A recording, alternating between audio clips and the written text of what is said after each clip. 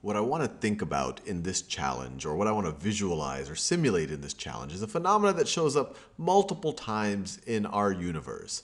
And this is the general idea that if you start with a bunch of masses that are just floating in space, so here's some masses that are floating in space, and they all have their own somewhat random velocity vectors, that if you have enough of these masses, and the only influence they have on each other is just the gravitational force on each other, that they will condense. But as they condense, some of them might condense to the center, and if there's enough mass there, then you might end up with an actual star.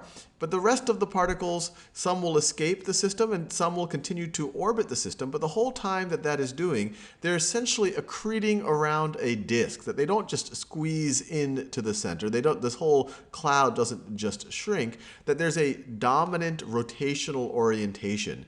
And that over time, these particles will start to organize around that disk. And you see that repeated times in our universe. This is a picture of what our early solar system might have looked like, while all of the dust clouds that have now formed our solar system hadn't fully coalesced into either going into the sun or accreting into the different planets.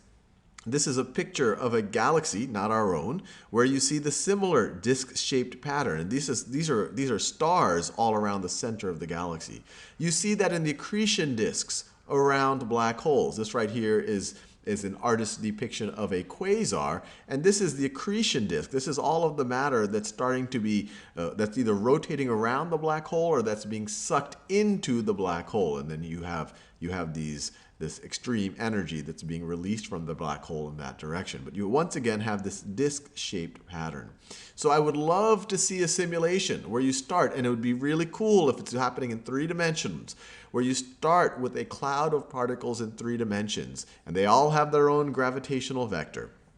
And as the simulation runs, you see them, how they interact with each other, and you see this disc-shaped pattern starts to emerge. It doesn't have to be stable. As long as we can see it as they start to condense, it'll be convincing, or at least some convincing evidence of why we see this pattern over and over again in the universe, and why things like this just don't shrink as a cloud. They actually start to rotate around this dominant orientation.